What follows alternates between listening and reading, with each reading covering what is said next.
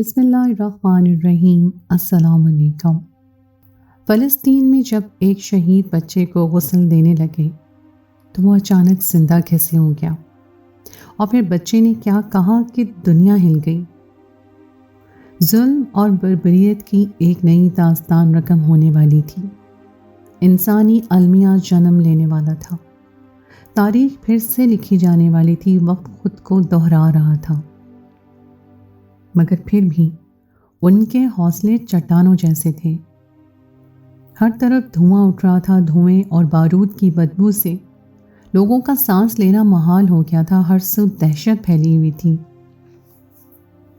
ہر minute میں کوئی نہ کوئی دھماکہ ہو رہا تھا، اور ایک ساتھ نہ جانے کتنی قیمتی جانیں ضائع ہو رہی تھیں۔ سب کے چہروں پر مایوسی پھیلی تھی، لوگوں کے آنسو ان کے گالوں سے پھسلتے ہوئے ان کے سینوں میں جذب ہو جاتے تھے۔ بچوں کے چہروں پر دہشت پھیلی ہوئی تھی۔ یہ دل دہلا دینے والی آوازیں سن کر بچے ڈر کے مارے کانپ رہے تھے۔ کسی کی پوری فیملی ملبے کے نیچے دب گئی تھی، مگر ایک ننھی جان جس کو ماں نے اپنے آغوش میں چھپا رکھا تھا وہ بچ گئی تھی۔ اس کا کیا قصور تھا؟ اس کی آنکھیں سوال کرتی ہوئی محسوس ہوتی تھیں، لیکن کسی کے پاس اس کے سوالوں کا جواب نہیں تھا۔ تو کہیں پر کچھ والدین کے سارے بچے شہید ہو گئے تھے، عمر بھر کے لیے ان کا دکھ جھیلنے کے لیے ان کے ماں باپ دنیا میں تنہا رہ گئے تھے۔ کوئی اپنے نوجوان بیٹے کو آخری بار دیکھ رہا تھا، تو کوئی اپنے کمسن بچے کا لاشا اٹھائے چیخ اور چلا رہا تھا۔ سب کے لب پر ایک ہی صدا تھی، حسبنا اللہ و نعم الوکیل۔ ہر کوئی اللہ تعالیٰ کو مدد کے لیے پکار رہا تھا۔ اتنا کچھ سہنے کے باوجود وہ اللہ تعالیٰ کی رحمت سے نا امید نہیں ہوئے تھے۔ ان کو اپنے رب پر بھروسہ تھا، وہ اسے مدد کے لیے پکار رہے تھے، کیونکہ ان کو یقین تھا کہ وہ حق پر ہیں، حق کی راہ میں لڑ رہے ہیں، جہاد کر رہے ہیں۔ پیاروں کو شہید ہوتے دیکھنا ہر کوئی شکر پڑ رہا تھا کہ اللہ تعالیٰ نے ان کو شہادت نصیب کی اور شہادت کے قابل سمجھا۔ مومن کبھی بھی مرنے سے نہیں ڈرتا اور جام شہادت کو خوشی خوشی قبول کرتا ہے، کیونکہ اسے معلوم ہوتا ہے کہ شہید کبھی مرتا نہیں، شہید ہمیشہ زندہ ہوتا ہے۔ اس لیے یہاں کے لوگ شہید ہونے سے نہیں ڈرتے تھے۔ یہ وہ قوم تھی جس کا بچہ بچہ ایسی تقریریں کرتا کہ دشمن کے دل لرز جاتے تھے، دشمن پر ہیبت طاری ہو جاتی تھی، اور وہ اندر ہی اندر تھر تھر کانپتے تھے۔ غیر مذہب کے لوگ ان بچوں کا جوش و جذبہ اور ولولہ دیکھ کر حیران تھے کہ کہاں سے آئے ہیں یہ بچے۔ اللہ تعالیٰ نے ان کو بہت صبر اور حوصلہ دیا تھا۔ ان کی تربیت اسلامی بنیادوں پر کی گئی تھی۔ وہ فضول مشاغل، کھیل کود، گانا بجانا ایسی چیزوں میں اپنا وقت ضائع نہیں کرتے تھے۔ ان کو معلوم تھا کہ زندگی کا کیا مقصد ہے، کس مقصد کے تحت ان کو دنیا میں بھیجا گیا ہے۔ معصوموں کی تربیت کے پیچھے ان کے والدین کا ہاتھ تھا۔ لوگ بے بس تھے، مجبور تھے۔ اپنے پیاروں کی جلی ہوئی مسخ شدہ لاشیں دیکھ کر بھی وہ الحمدللہ پڑھ رہے تھے۔ یہ کیسے لوگ تھے؟ کیا آج کل کے زمانے میں بھی اس طرح کے لوگ پائے جاتے ہیں؟ شاید یہ وہی لوگ تھے جن کے بارے میں کہا گیا تھا کہ ایک ایسی جماعت آئے گی جو آخر تک حق پر رہے گی، اور وہ مسجد اقصیٰ کے ارد گرد رہنے والے لوگ ہوں گے۔ کیا جوان، کیا بوڑھا، کیا بچہ، کیا عورتیں، سب کا ایمان اپنی جگہ مضبوط تھا۔ حالانکہ ان کو مدد کے لیے کوئی بھی آگے نہیں بڑھا تھا، مگر وہ ہار ماننے والوں میں سے نہیں تھے۔ اس جنگ کے دوران کچھ ایسے معجزے ہوئے جن کے بارے میں سن کر، جن کو دیکھ کر ایمان تازہ ہو جاتا ہے۔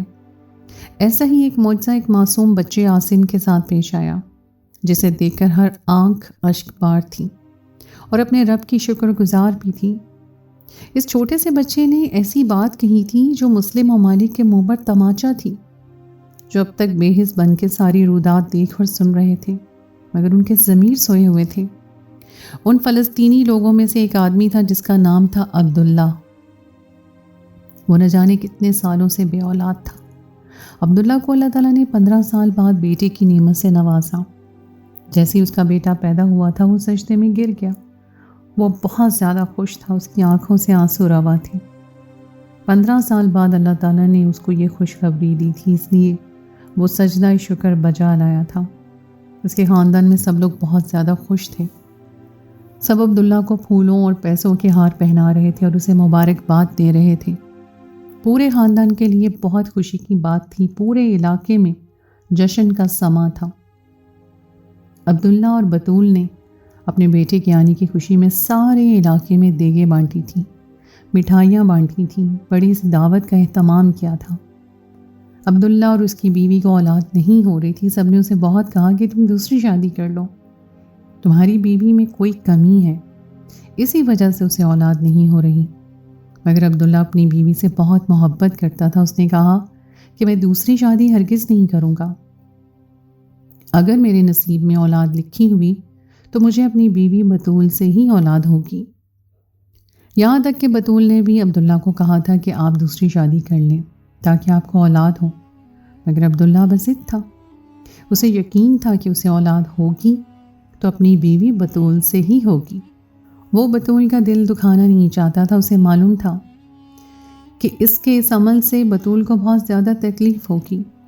شاید یہ اس کا یقین تھا جو اللہ تعالیٰ نے اتنے سالوں میں ہی مگر اسے اولاد جیسی نعمت سے نواز دیا۔ اس نے اپنے بیٹے کو دیکھا، وہ بہت ہی خوبصورت اور صحت مند بچہ تھا۔ اس بچے کا نام عاصم رکھا گیا۔ عاصم اپنی ماں باپ کی آنکھوں کا تارا تھا۔ ان دونوں کو اپنے بیٹے میں اپنی جان چھپی تھی۔ وہ اس سے بہت زیادہ محبت کرتے تھے۔ عاصم بہت پیارا، خوبصورت اور سلجھا ہوا بچہ تھا۔ عاصم کی غلطی اتنی تھی کہ اس نے اپنے ملک میں ایسی آنکھ کھولی کہ جہاں پر ہر روز نئے دنگے فساد ہوتے تھے۔ اسے معلوم نہیں تھا کہ ان لوگوں کا کیا جرم ہے۔ عاصم بس جانتا تھا تو اتنا جانتا تھا کہ وہ مسلمان ہے، اس لیے لوگ ان کو پریشان کرتے ہیں، تنگ کرتے ہیں، ان کے ملک پر قبضہ کرنا چاہتے ہیں۔ اب عاصم 4 سال کا ہو گیا تھا۔ وہ بہت پیاری معصوم باتیں کرتا تھا۔ سب اس کی باتوں پر حیران رہ جاتے تھے۔ اس کی خوبصورت نیلی آنکھیں تھیں۔ ایسا محسوس ہوتا تھا جیسے اس کی آنکھیں بولتی ہوں۔ اس کے ملک فلسطین کے حالات کچھ عرصے سے خراب چل رہے تھے۔ اس کی ماں اسے باہر جانے نہیں دیتی تھی، یہاں تک کہ اسے باہر بچوں کے ساتھ کھیلنے بھی نہیں دیتی تھی۔ اسے ڈر لگتا تھا کہ اس کے بچے کو کوئی نقصان نہ پہنچے۔ اتنی منتوں مرادوں کے بعد تو اسے عاصم پیدا ہوا تھا۔ وہ اسے کسی قیمتی متاع کی طرح سنبھال کر رکھتی تھی، اور آج کل تو صورتحال ویسے بھی بہت خراب تھی۔ اسرائیلی اور فلسطینی کی بھی جھڑپیں چل رہی تھیں، مگر دیکھتے ہی دیکھتے حالات بہت خراب ہو گئے۔ ہر طرف بمباری ہونے لگی، عمارتیں ملبے کا ڈھیر بن گئیں، ہر طرف آگ جل رہی تھی، لوگوں کے چیخ و پکار دل دہلا رہے تھے، سب اپنے پیاروں کو کھو رہے تھے۔ ایسے میں عاصم کی ماں اسے اپنے سینے سے لگائے رکھی تھی۔ اسے بہت خوف محسوس ہو رہا تھا۔ اسے ڈر تھا کہ کہیں عاصم کو کچھ ہو نہ جائے۔ وہ سب اپنا گھر بار چھوڑ کر کیمپوں میں رہنے لگے تھے، کیونکہ جو لوگ گھروں میں رہ رہے تھے ان کے گھروں کو نشانہ بنا کے راکٹ سے اڑایا جا رہا تھا، اور سارے گھر والے ملبے کے نیچے دبتے جا رہے تھے۔ خاندانوں کے خاندان مٹ گئے تھے۔ کچھ ایسے گھرانے تھے جن کا سارا کنبہ اجڑ چکا تھا، اور کوئی ایک رونے والا بچ گیا تھا۔ عبداللہ اپنی بیوی کے لاکھ منع کرنے کے باوجود اپنے ملک کا وفادار ہونے کا ثبوت دے رہا تھا۔ وہ لوگوں کی مدد کر رہا تھا، زخمیوں کو لوگوں کی مدد سے اسپتالوں میں پہنچا رہا تھا۔ وہاں یہ سب لوگ جمع تھے اپنی مدد آپ کے تحت۔ یہ لوگ لاشیں اٹھا رہے تھے، زخمیوں کو ملبے کے نیچے سے نکال رہے تھے اور ان کو اسپتالوں میں پہنچا رہے تھے، کیونکہ اور تو کوئی ان کی مدد کے لیے نہیں آنے والا تھا۔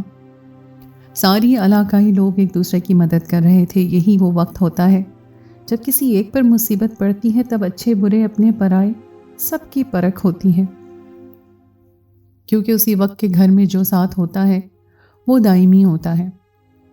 ورنہ کچھ لوگ ایسے بھی ہوتے ہیں جو اچھے وقت میں تو ہمارے ساتھ ہوتے ہیں، اور جیسے ہی دیکھتے ہیں کہ ہم پر برا وقت آتا ہے تو اپنے ہاتھ پیچھے کی طرف کھینچ لیتے ہیں اور مصیبت میں تنہا چھوڑ کر چلے جاتے ہیں۔ معصوم اور نہتے فلسطین کے اوپر جو ظلم ڈھایا جا رہا تھا، اس کی مثال ملنا مشکل تھا، بس وہ اللہ تعالیٰ سے ہی مدد مانگتے تھے۔ جس طرح اللہ تعالیٰ نے ابابیلوں کو بھیج کر مسلمانوں کی مدد کی تھی، آج پھر وہ ابابیلوں کے منتظر تھے، کسی صلاح الدین ایوبی کے منتظر تھے، حضرت امام مہدی کے منتظر تھے، مگر شاید ابھی وہ وقت نہیں آیا تھا۔ ابھی ان لوگوں کو بہت کچھ دیکھنا تھا، بہت ساری آزمائشیں جھیلنی تھیں۔ حق اور سچ کی راہ میں بہت ساری مشکلیں آتی ہیں، مگر مومن کبھی بھی مشکلوں سے نہیں گھبراتے۔ اسرائیل کی طرف سے جاری بمباری میں عبداللہ کی بیوی بھی لقمہ اجل بن گئی۔ زخمی ہونے کے باوجود بطول عاصم کو اپنے سینے میں چھپائے، مگر نہ جانے کہاں سے اڑتی ہوئی ایک گولی عاصم کے گلے سے ہوتی گزر گئی۔ عاصم کی ماں موقع پہ فوت ہو گئی تھی۔ عبداللہ کو جب یہ خبر ہوئی تو وہ دوڑا دوڑا آیا اپنی بیوی اور بچے کے پاس، مگر اس کی دنیا اجڑ چکی تھی۔ اس کا گھر، بیوی، بچہ سب ختم ہو گئے تھے۔ عبداللہ رو رہا تھا، چیخ رہا تھا، کبھی اپنی بیوی کو گلے لگا کے روتا تو کبھی اپنے معصوم بچے کو سینے سے لگا کے چومتا رہتا اور روتا جاتا تھا۔ آتے جاتے لوگ اسے تسلی دے رہے تھے، اسے دلاسے دے رہے تھے، مگر اس کو صبر نہیں آ رہا تھا۔ عاصم کا مردہ جسم اپنے بازوؤں میں اٹھا کر وہ اسے پکار رہا تھا، عاصم میری جان، ایک بار آنکھیں کھولو، دیکھو بابا آ گئے۔ مگر عاصم کی آنکھیں تو ہمیشہ کے لیے بند ہو گئی تھیں۔ اس کے مردہ وجود میں کوئی جنبش نہیں ہوئی، اس کی نیلی بولتی ہوئی آنکھیں خاموش کروا دی گئی تھیں۔ یہ بہت مشکل مرحلہ تھا، صرف عبداللہ کے لیے نہیں، فلسطین میں موجود ہر ایک انسان اس دکھ، اس کرب سے گزر رہا تھا۔ کسی کا دکھ ایک دوسرے سے مختلف نہیں تھا۔ لوگوں نے اپنے پیارے کھو دیے تھے، ان کے ہنستے بستے گھر ملبے کا ڈھیر بن گئے تھے، ان کے خاندان تباہ ہو گئے تھے۔ سب کی دل دوز آہیں عرش تک جا رہی تھی، مگر ظالموں کے دل نہیں پگھل رہے تھے۔ ساری دنیا یہ تماشا دیکھ رہی تھی، لیکن سب خاموش تماشائی بنے ہوئے تھے۔ مظلوم کی مدد کے لیے کوئی آگے نہیں بڑھ رہا تھا، یہاں تک کہ ان پر زندگی تنگ کر دی گئی تھی۔ فضائی حملوں کے بعد اب اسرائیل مزید جارحیت پر اتر آیا تھا اور اب زمینی حملوں کی تیاری کر رہا تھا۔ یہ سب برداشت سے باہر تھا اور اب لوگوں کے صبر جواب دینے لگے تھے۔ اب بجلی، پانی، ادویات، خوراک کی قلت ہو گئی تھی۔ جو لوگ بمباری سے بچ رہے تھے اب وہ بھوک کے باعث مر رہے تھے۔ ہر طرف ڈیڈ باڈیز کا ڈھیر تھا، کفن بھی کم پڑ گئے تھے۔ نہ جانے کیسے لوگ ٹرکوں میں لاشیں بھر بھر کے ایک ساتھ ہی سب کا نماز جنازہ ادا کر کے، اجتماعی قبریں بنا کر بلڈوزر کی مدد سے ان میں مٹی ڈال رہے تھے۔ یہ منظر کتنا دل چیر دینے والا تھا اور لوگوں کی تکلیف بیان سے باہر تھی۔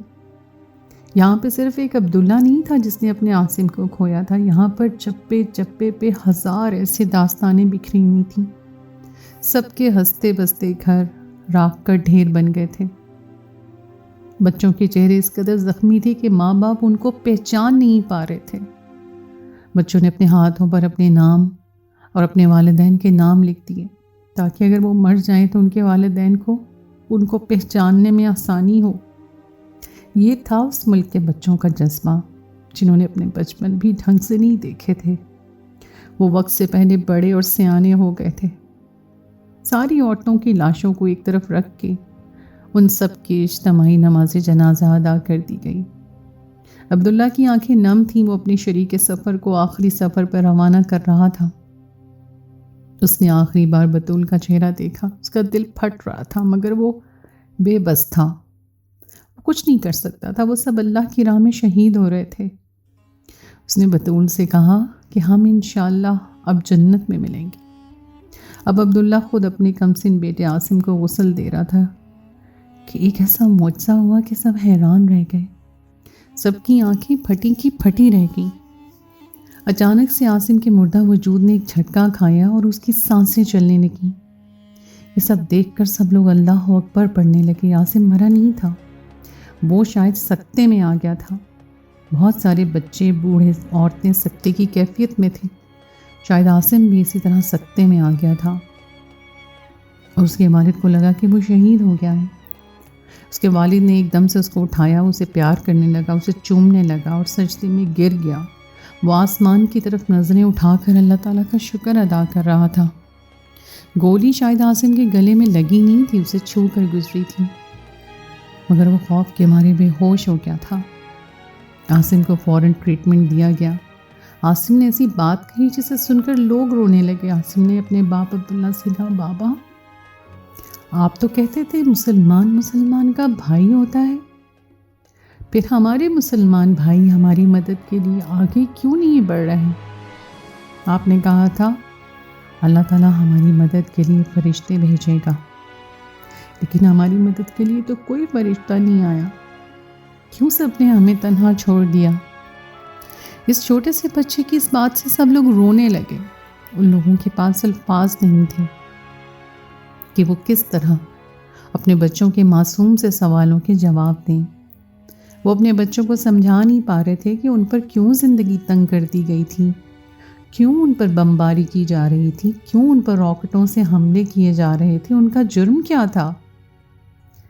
سب لوگ بے بس اور لاچار نظر آ رہے تھے۔ عاصم رونے لگا، وہ اپنی ماں کو پکار رہا تھا۔ عاصم کا رونا سب کے کلیجے چیر رہا تھا، کیونکہ عاصم نہیں جانتا تھا کہ اس کی ماں کبھی بھی واپس نہیں آنے والی تھی۔ وہ ہمیشہ کے لیے اسے روتا بلکتا چھوڑ کر چلی گئی تھی۔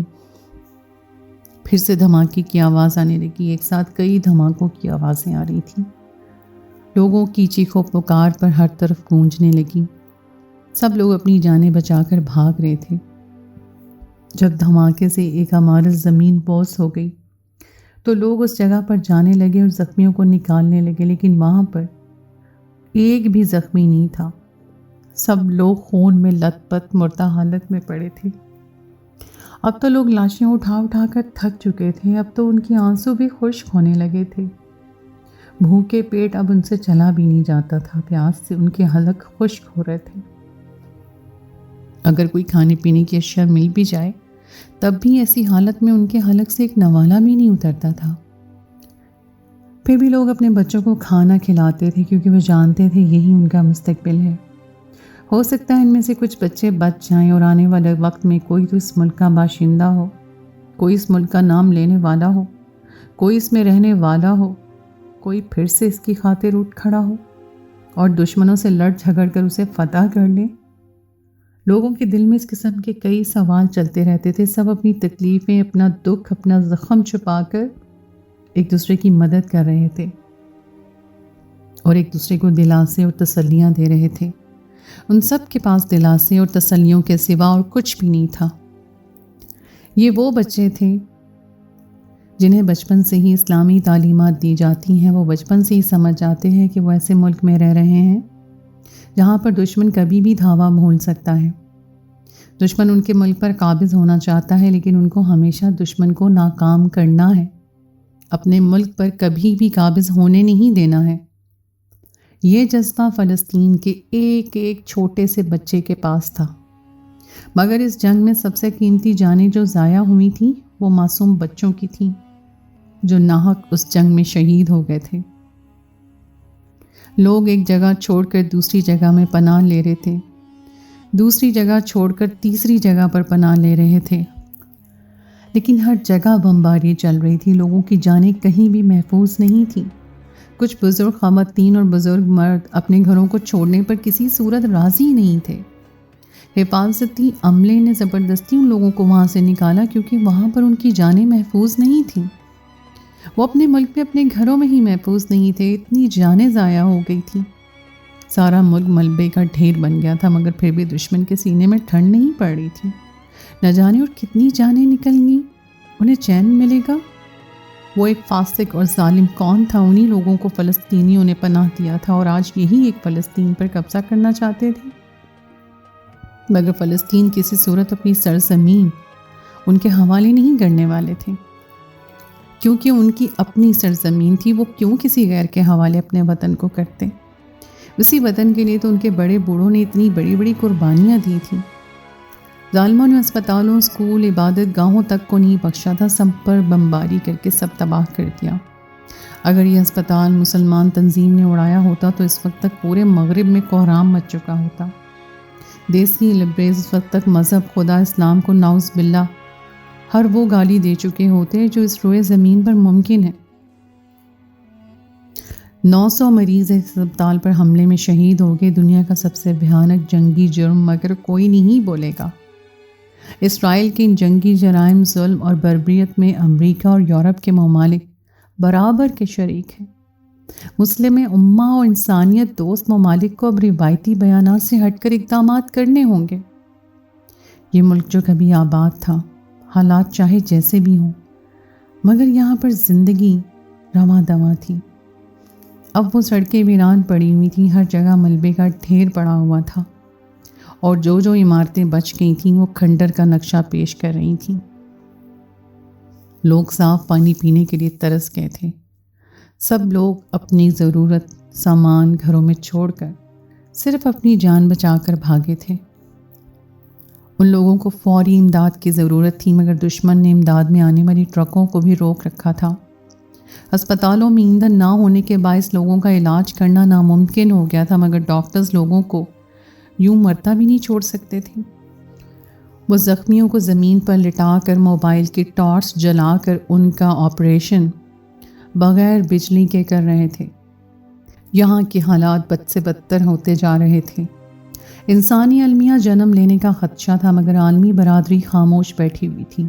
یہ جنگ مسجد اقصی کی ہے، جو صرف فلسطینیوں کا قبلہ اول نہیں، سارے مسلمانوں کا قبلہ اول ہے۔ صرف فلسطینیوں کے اوپر فرض نہیں ہے کہ اس کی حفاظت کریں اور اس کے لیے جانیں دیں، ساری امت مسلمہ پر یہ فرض ہے۔ لیکن افسوس، امت مسلمہ تو سو رہی ہے، نہ جانے کب وہ بیدار ہوگی۔ دشمن کے ساتھ ساتھ دشمن ممالک اکٹھے جمع ہو گئے، ان کو فل سپورٹ کر رہے ہیں، انہیں ہتھیار فراہم کر رہے ہیں، ان کی پشت پناہی کر رہے ہیں۔ ساری دنیا یہ بات جانتی ہے۔ ہر جگہ مظلوم فلسطینیوں کے حق میں مظاہرے ہو رہے ہیں۔ سوشل میڈیا پر فری فلسطین کا ٹرینڈ چل رہا ہے، لیکن مسلمان ممالک چپ بیٹھے ہوئے ہیں۔ جس دن سارے مسلمان ممالک اور سارے مسلمان بھائی ایک ساتھ جمع ہوں گے، اس دن تمام دشمنوں کو لگ پتہ جائے گا، کیونکہ مسلمانوں کو اپنی طاقت کا اندازہ نہیں ہے۔ سب جانتے تھے کہ اللہ تعالیٰ نے ان کی رسی دراز کی ہے۔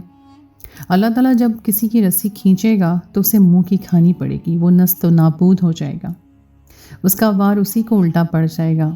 معصوم کی آہیں، چیخیں، سسکیاں، رونا، سب دشمن کو لے کر ڈوبنے والے تھے، کیونکہ مظلوم کی آہیں عرش تک ہلا دیتی ہیں۔